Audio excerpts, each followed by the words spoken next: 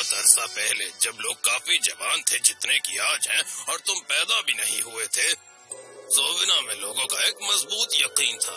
एक ऐसा यकीन कि मिलकर हम मुजीर पर फतेयाब हो सकते हैं, कि मिलकर हम किसी भी तूफान को झेल सकते हैं और किसी भी अजीब अलखलक या किसी साए से लड़ सकते हैं। साए से? लोग मिलकर साए को भगा सकते हैं? क्या सच में पापा बिग? हाँ, वे करते थे मेरे नन्हे टीटू। और ये बहुत अरसे पहले की बात है। तुम्हारे पापा बिग एक नौजवान थे और तुम्हारे पापा तुम्हारी तरह एक नन्हे लड़के थे। वाह! हाँ बेटा, सोविना एक शहर जिसे तुम अपना घर मानते हो एक वक्त एक बहुत फलता फूलता पड़ोस था। लोग हमेशा एक दूसरे की देखभाल करते और खुश और पुरसुकून रहते। पता है सोविना की क्या खास बात थी? सोविना का हैलोवीन। लोग साए के भेष में होते, नाचते और मौसीकी करते, मुसीर रूहों को भगाते। पापा बिग सही थे। शायद किसी को लगे ये हैलोवीन की कहानी है, पर रुको, ये कहानी सिर्फ हैलोवीन के बारे में नहीं है, ये सोविना के हैलोवीन के बारे में है। क्या इसलिए हम हैलोवीन मनाते हैं? हाँ, इसीलिए। हम मानते थे कि हर साल में एक रात मरे हुए लोग धरती पर भटकते थे, तो हम में से हर कोई उन्हें डराने के लिए साए का भेष बदलते थे। सोविना हैलोवीन मनाता था न सिर्फ मुजीर रूहों को भगाने के लिए, बल्कि मुजीर और हरफ नफी एहसासों को भी जो हमारे दिलों में होते थे। हमारे दिलों में? हाँ, इंसानियत की कमी, आली हिम्मती, मफामत की कमी, ये सब हमारे अंदर के हरफ नफी एहसास है। एक वक्त था जब सोविना में हर कोई इस कहानी पर यकीन करता था और उन्हें खुद पर भी यकीन था। पर फिर क्या हुआ? पहाड़ के साए। पापा बिग ने उसे बताया कि किस तरह पहाड़ों के साए उनकी फसलों को जलाकर उनके जानवरों को ले जाते थे। वे रात के अंधेरे में आते और उनका सुख चैन उड़ा लेते थे। सिर्फ संग तराशी ही पीछे रह जाते थे, जिसे आज सोविना गुस्सैल रूह के नाम से जानता है। जल्द ही लोग उसके गुस्से को शांत करने के लिए फसल, कपड़े और जवाहरात पेशगी करते, पर गुस्सैल रूह और ज्यादा की ख्वाहिश करती। चाहे कितना भी देते वो काफी नहीं होता। तो हमने फैसला किया कि हर 3 महीने में अपनी कमाई का आधा हिस्सा और फसल की उपज का आधे से ज्यादा हिस्सा देंगे। और आखिर में वो तबाही खामोश हुई।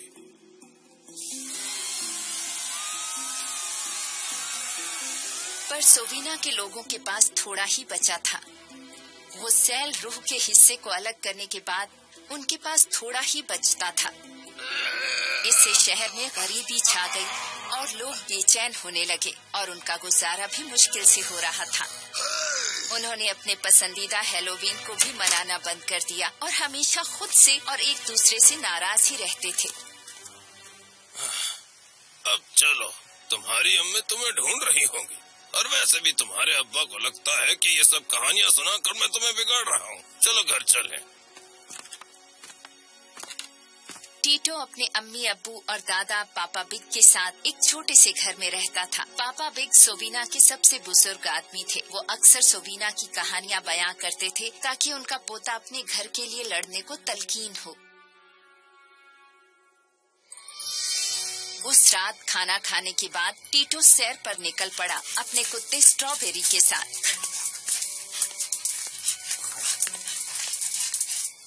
क्या ये सच हो सकता है बेरी? क्या सोविना सच में खुश था? और अगर हाँ तो वो फिर से क्यों नहीं हो सकता है? अंदर आ जाओ बेटा, रात बहुत हो चुकी है। टीटो अपने कुत्ते को अंदर लेकर गया और उसने खिड़की और दरवाजों को कस के बंद किया। यही सिलसिला सालों से हर रात चलते आ रहा था, क्योंकि साए किसी भी रात को आ सकते थे। गांव में आकर तबाही मचाने के लिए उनका कोई वक्त तय नहीं था। सोविना के लोग हर रात इस डर से सोते थे कि जरूर कोई अनहोनी होने वाली है, या किसी का खेत जल जाएगा या किसी के मवेशी गायब हो जाएंगे। और तकरीबन 2 हफ्तों के अमन के बाद आखिरकार वो रात आ गई।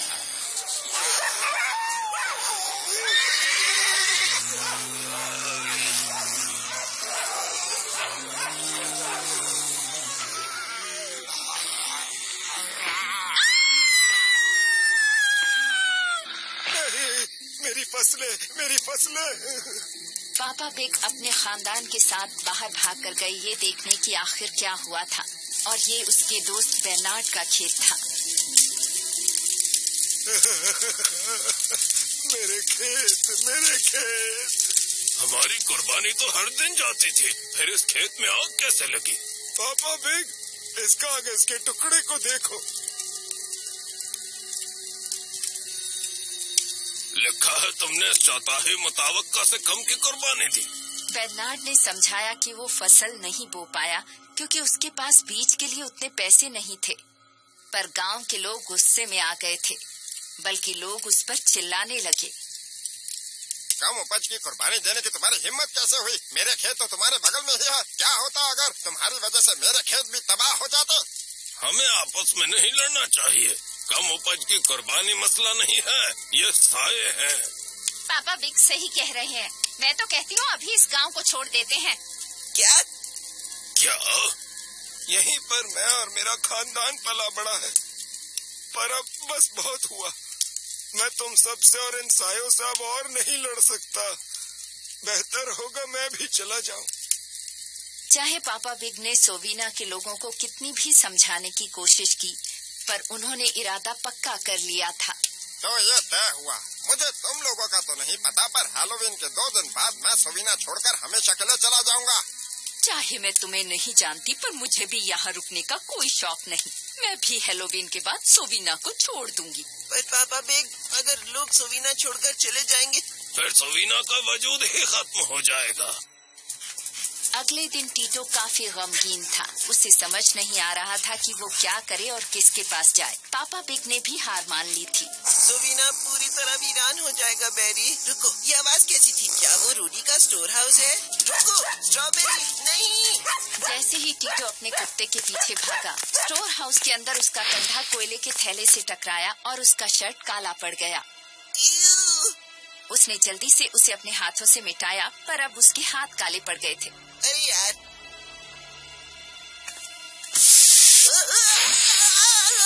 वो सीधे आटे के बैरल में जा गिरा। टीटो उठा और उसने बैरल के ढक्कन को खोला और अपने काले हाथों से अपने चेहरे को पोंछा। उसने आगे देखा कि स्ट्रॉबेरी आटे से सना हुआ है और जमीन पर लेटकर मस्ती कर रहा है। टीटो और स्ट्रॉबेरी दोनों सर से पांव तक आटे से सने हुए थे।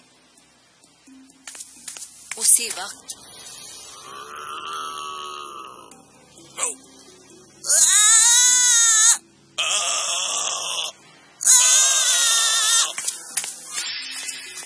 और हैरान टीटो ने देखा कि साया भाग गया। अभी अभी क्या हुआ? क्या वो साया डर गया मुझसे? टीटो ने दिमाग लगाकर सोचा और उसे एक तरकीब सूझी। अगले ही दिन पापा बिग ने गांव के सभी लोगों की एक मजलिस बुलाई। मैंने तुम सबको यहाँ जाने से रोकने नहीं बुलाया है। दरअसल मैंने तुम्हें नहीं बुलाया है, तुम्हारे बच्चों ने बुलाया है। पापा बिग ने सही कहा। हमें पता है कि आप लोग यहाँ पर रहना नहीं चाहते, पर हम बच्चों का क्या? हमें पता है कि ये साये का खौफ सही है, पर हमारी सिर्फ एक ही गुजारिश है। चलो एक आखिरी बार हम सब सोविना का हैलोवीन मनाते हैं। वैसे भी ये हमारी चौथाई कुर्बानी की आखिरी रात होगी। ये हमारे घर की आखिरी तकरीब होगी। चलिए भी चलो एक बार मना लेते हैं, एक आखिरी बार। गांव के लोग एक साथ जश्न मनाने से हिचकिचा रहे थे, पर बच्चों के मुआवजा के आगे उन्होंने घुटने टेक दिए थे। अपने बच्चों की खुशी की खातिर वे मान गए। सबका शुक्रिया। हमारी बस एक और गुजारिश है, जो कि ये है कि हम सब अपने अपने घरों से रात को ठीक 11 बजे निकलेंगे। सब लोगों ने मान लिया और चले गए। याद रहे, हमें इस बात का ध्यान रखना होगा कि हम सायों की तरह लगे और हम में से हर एक बंदा इस तकरीब में हिस्सा ले। उम्मीद करते हैं ये काम करे टीटो। ये तुम मुझ पर छोड़ दो। और वो रात आई। रास्ते में एक बंदा भी दिखाई नहीं दे रहा था, पर तभी और जैसे ही घड़ी में 11 बजे